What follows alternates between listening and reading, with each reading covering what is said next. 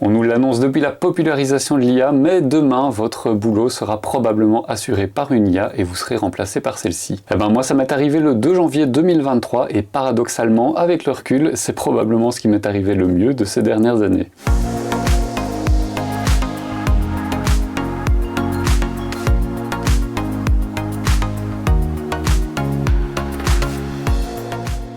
Bon alors reprenons peut-être depuis le début. Donc moi c'est Tom et à la base je suis développeur. Je suis plutôt développeur orienté dans le web, donc je crée des sites web et des applications web en tant qu'employé et puis en tant que consultant. C'est un truc que je fais à la base depuis que je suis ado par passion et puis après j'ai passé mon diplôme et puis finalement je suis arrivé dans le monde du travail. Jusque là tout va bien, j'ai eu l'occasion de faire quelques boîtes différentes avec des choses que j'aime bien, des choses que j'aime moins bien, j'ai pu faire un peu de management, j'ai pu diversifier un petit peu ce que je peux faire.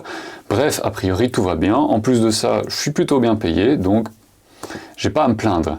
Et puis on arrive en 2021. Et là forcément c'est une période que vous connaissez tous, le Covid. Et pendant cette période, je suis justement en formation dans une entreprise et une fois la formation terminée, malheureusement je peux pas commencer dans les équipes en place et donc je suis dans une période un peu d'attente. Du coup, comme je sais pas trop rester sans rien faire, et à un moment donné je me dis je vais faire quelque chose et j'ai décidé de déterrer quelque chose que j'avais mis un peu de côté depuis 2018 et qui était mon imprimante 3D que j'avais acheté un petit peu sur un coup de tête, sauf que cette imprimante 3D, ça faisait plus ou moins un an que j'avais plus trop touché parce qu'elle fonctionnait pas comme je voulais, elle donnait pas des résultats satisfaisants et puis voilà, j'avais un petit peu perdu patience avec ça. Donc je me suis dit c'est quand même dommage parce que j'ai pas mal bricolé cette imprimante et il y a quelque chose à faire. Donc je me suis décidé à acheter un kit qui me permettait de faire une imprimante de A à Z entièrement. Et je me suis dit, bah tiens, c'est dommage parce qu'il n'y a rien comme ressource qui existe actuellement en français, donc pourquoi pas les créer. Et c'est comme ça que le 14 juin 2021, j'ai lancé ma première vidéo sur YouTube, en tout cas ma première vidéo sérieuse, qui était un pilote.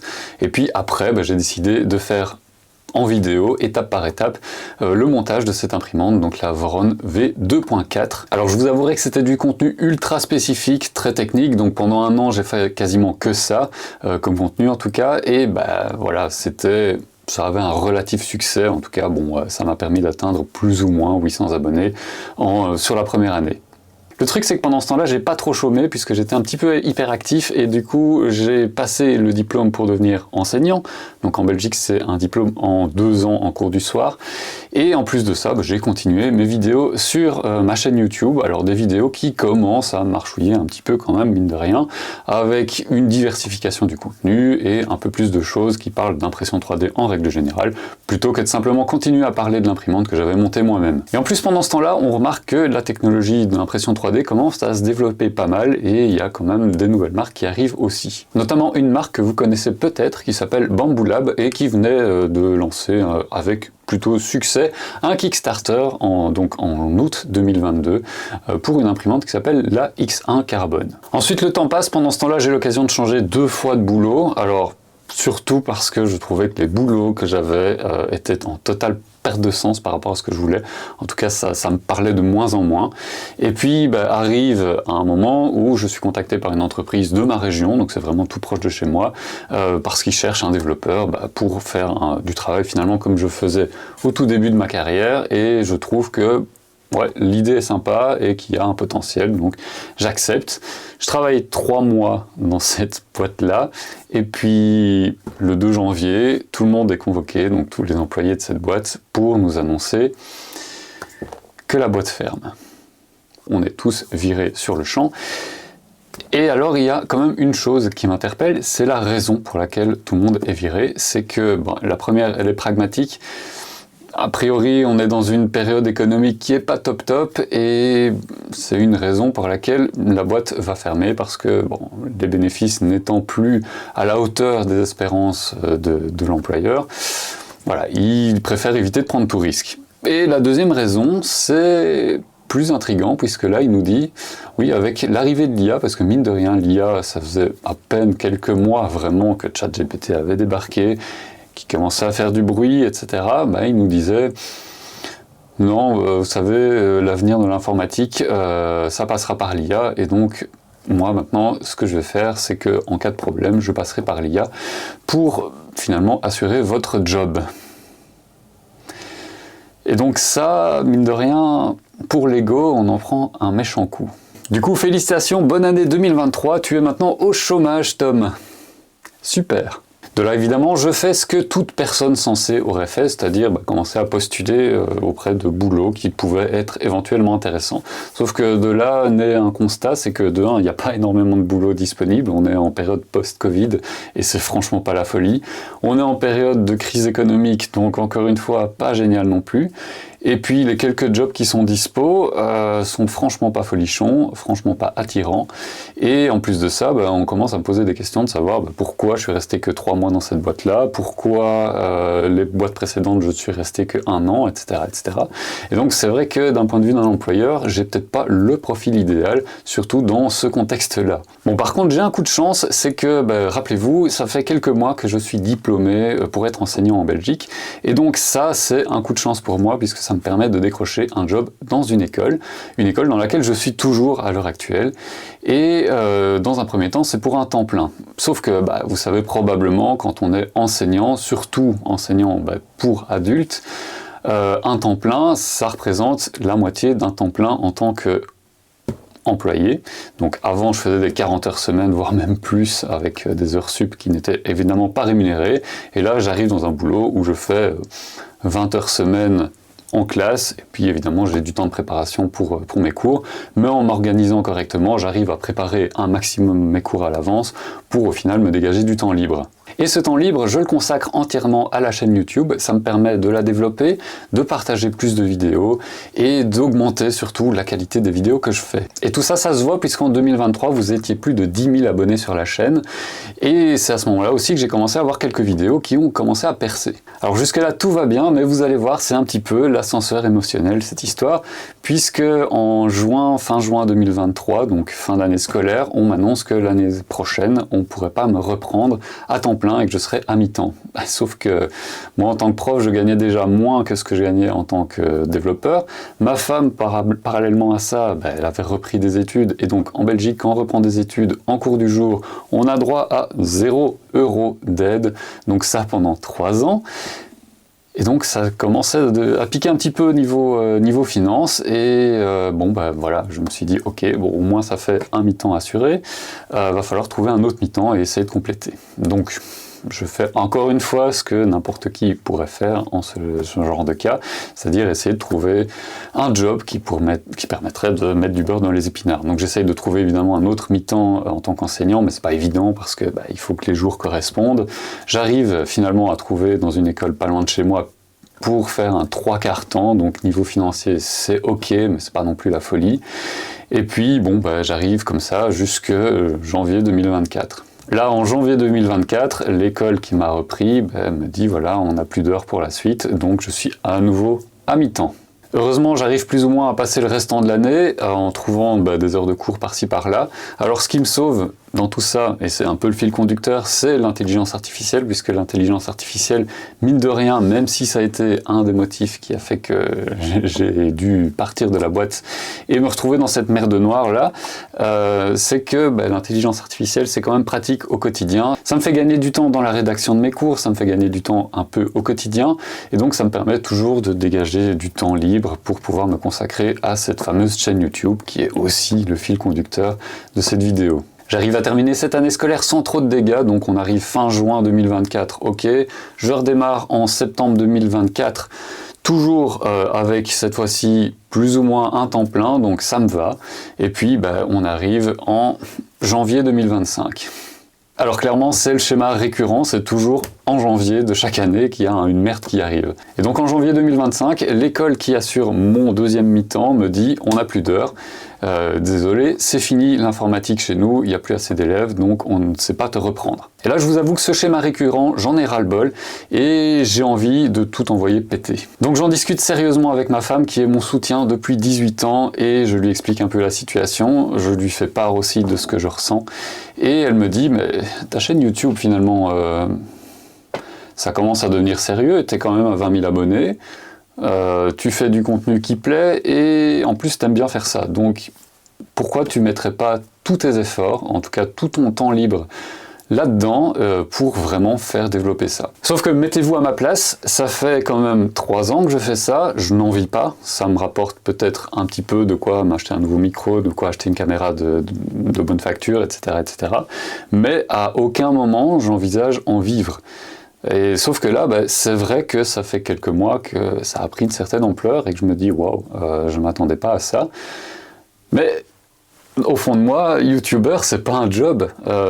Youtubeur, c'est un peu comme footballeur, tu vois, c'est une personne sur je sais pas combien qui arrive à sortir un peu du lot et qui arrive à vivre de cette activité-là. Donc dans ma tête, c'est pas quelque chose de concret, c'est pas quelque chose d'envisageable non plus, et honnêtement, je prends pas ça au sérieux non plus, parce que je me dis, je vais me casser la gueule, dans 2 mois, c'est fini, et je peux simplement postuler à nouveau dans un job dans l'informatique, qui me plaira pas plus que ça, mais au moins qui paiera mes factures. Donc là, je me donne 6 mois, de janvier à juin, en me disant, tant pis, tous les revenus que j'aurai sur la chaîne, ça servira à me rémunérer, en tout cas à essayer de plus ou moins compenser les pertes que j'ai par rapport à un boulot que je pourrais avoir, donc dans l'enseignement ou bien ailleurs. Et contre toute attente, alors franchement je ne sais pas si c'est un gros coup de bol, si c'est le hasard qui a fait, si c'est simplement la suite logique des choses, mais en tout cas j'y suis arrivé. Donc en 6 mois, j'ai atteint l'objectif que je m'étais fixé de plus ou moins compenser les pertes que je pouvais avoir. Et là, je me suis dit, ok, bon, déjà je m'y attendais pas, et ça m'a fait un choc parce que, encore une fois, je ne pensais pas ça possible, surtout moi, allez, Tom dans sa cave, qui fait des vidéos YouTube consacrées à l'impression 3D, ça collait pas pour moi. Et du coup, comme j'y croyais pas, en parallèle à ça, je continuais à regarder un petit peu les offres d'emploi, un petit peu comment évolue le marché de l'emploi. J'ai pas mal d'anciens collègues qui travaillent toujours en informatique, et en discutant avec eux, je me rends compte que l'IA, c'est quelque chose qui est là, hein, de toute façon, voilà, moi j'utilise déjà, donc pourquoi pas eux. Et mine de rien, ça se développe beaucoup, ça prend de plus en plus d'ampleur, et en termes de boulot disponible, il y en a de moins en moins. En tout cas, encore une fois, toujours dans l'informatique. Et ça, c'est quelque chose qui ne change pas et qui est assez constant finalement depuis le moment où j'ai été viré jusqu'à ce moment-là, puisque j'ai jamais vraiment arrêté de chercher, en tout cas de regarder ce qui se passait, et il faut avouer aussi que les jobs disponibles étaient de moins en moins intéressants. Alors je vois que les statistiques de la chaîne ne baissent pas, au contraire ça augmente de mois en mois, et de mois en mois j'ai de plus en plus d'abonnés, et on finit l'année 2025, je vous passe les choses rapidement, on finit l'année 2025 avec 42 000 abonnés. Chose que je n'attendais pas du tout, puisque ça fait en fait doubler d'année en année, boum, on double le nombre d'abonnés, et on triple même les vues par rapport à l'année précédente, et donc forcément, je vous le cache pas, les revenus suivent aussi, et qui dit revenus, ça veut dire que je peux commencer à me dire, je peux en vivre, alors peut-être pas à temps plein, mais je peux consacrer du temps sérieux, du temps qui m'est rémunéré en tout cas, à cette chaîne YouTube. Encore une fois, contre toute attente, 42 000 abonnés pour une chaîne qui parle d'impression 3D. Je sais pas, rendez-vous compte dans ma tête, on est encore dans le domaine de l'impossible là. 42 000 abonnés, et le fait de pouvoir se dire, bon, ça commence à devenir intéressant d'un point de vue financier, que pour pouvoir en vivre, encore une fois, c'est juste pas possible. Même encore maintenant, je me dis, c'est pas possible. Donc en l'espace de plus ou moins 4 ans, je passe de 0 à 42 000 abonnés, avec un contenu qui est ultra spécifique, qui est une thématique vraiment particulière, avec des vidéos parfois qui sont quand même très techniques, parce que mine de rien, j'ai quand même un background technique qui fait que j'ai cet attrait pour les choses techniques aussi. Truc de fou. Et ce qui fait que si j'avais l'occasion de reparler à mon moi d'il y a 2 ans, je lui aurais dit, écoute, fonce, vraiment, consacre tout ton temps à ça, fais les choses bien et fais les choses pour les gens, et tu vas voir, ça va revenir vers toi, et ça va être une bonne récompense pour toi, parce que franchement, c'est le cas. Que vous soyez aussi nombreux à me suivre encore à l'heure actuelle, aussi nombreux à regarder mes vidéos, à partager, à commenter mes vidéos, moi ça me fait un plaisir immense, parce que franchement c'est pour ça que je le fais. Et franchement c'est un message aussi que j'ai envie de vous partager, c'est que quand tout semble vraiment noir, quand tout semble compliqué, accrochez-vous vraiment aux choses que vous avez envie de faire, mettez toute votre énergie dans ces choses que vous avez envie de faire, ne baissez pas les bras, il y a un moment donné, ça finit par payer. En tout cas, il faut toujours une petite étincelle, il faut toujours un peu de chance. Je pense que ça sert à rien de s'enfoncer dans des choses qui sont ultra pénibles, ultra dures pour vous, parce que c'est pas là-dedans que vous allez vous réaliser, c'est vraiment dans les choses qui vous semblent faciles, dans les choses qui vous semblent logiques à faire, que finalement vous allez pouvoir vous épanouir. Donc à l'heure actuelle, l'IA prend de plus en plus d'ampleur. Maintenant on a Gemini qui prend une ampleur monstrueuse avec des modèles qui sont ultra au point, y compris dans la génération d'images. On a des résultats qui sont franchement fantastiques et quand on sait correctement utiliser l'IA, on a des résultats qui sont voilà, vraiment hallucinants. Si vous êtes dans une situation où vous êtes contre l'IA, je pense qu'à l'heure actuelle, c'est vraiment compliqué de vous dire « non, je me passe de l'IA ». Il faut absolument utiliser l'IA de manière intelligente parce que ça va vous permettre de vous dégager finalement de toutes ces tâches qui ne vous plaisent pas pour vous consacrer vraiment aux tâches qui sont ce qui vous caractérise. C'est des tâches qui semblent faciles pour vous et qui font que vous allez pouvoir vous émanciper. Et si jamais vous perdez votre job à cause de l'IA, pareil, ne désespérez pas, c'est que finalement vous êtes fait pour quelque chose d'autre. En tout cas, j'espère pour vous. En tout cas, posez-vous cette question. Si demain, vous perdiez votre job à cause de l'intelligence artificielle, qu'est-ce que vous feriez? Et finalement, est-ce que ce ne serait pas une opportunité aussi pour vous pour faire quelque chose d'autre et en profiter pour vous émanciper? Moi, en tout cas, je vais continuer dans cette voie-là puisque c'est vraiment quelque chose qui me correspond. Alors, je suis toujours prof à mi-temps. Je donne cours d'impression 3D et je donne cours d'informatique. Et puis, le reste du temps, semaine, soirée, week-end, aux grandes dames de ma femme, je fais des vidéos sur YouTube et franchement, ça me plaît. Alors je voulais faire cette vidéo pour deux choses. Déjà, c'est un message d'espoir aux gens qui perdront leur boulot à cause de l'IA parce que je me fais pas d'illusions, ça finira par arriver. Et il y aura au moins forcément une personne parmi vous qui sera touchée par le cas. C'est pas une fatalité, franchement. Voilà, il y a moyen de se relever, il y a moyen de faire quelque chose et d'utiliser ça comme un levier pour faire quelque chose d'autre dans votre vie et d'utiliser ça comme une opportunité vraiment pour avancer. Et la deuxième chose aussi, c'est pour vous dire que le thème de la chaîne reste toujours l'impression 3D. Par contre, il y aura vraiment beaucoup moins de reviews cette année. J'ai refusé beaucoup de reviews ici en début d'année. Donc on va se consacrer vraiment à des projets qui ont toujours un fil conducteur qui est l'impression 3D et ces projets, ce sera de la fabrication, ce sera des tutos pour mieux utiliser votre imprimante 3D, mieux la calibrer ou avoir des meilleurs résultats d'impression et aussi d'autres vidéos un peu plus génériques sur l'impression 3D pour découvrir des choses que vous ne connaissez peut-être pas. Et donc franchement, j'espère que ce changement de direction vous plaira. En tout cas, j'espère que ça permettra d'attirer aussi un autre public et des gens qui découvriront la chaîne autrement via d'autres thèmes et via d'autres vidéos. Voilà, donc moi c'était Tom, on est en janvier 2026 et ça fait à peu près 2 ans que j'ai été viré à cause de l'IA. J'espère que ce témoignage vous aura plu. Moi je vous dis à très bientôt pour une vidéo et d'ici là, portez-vous bien. Ciao.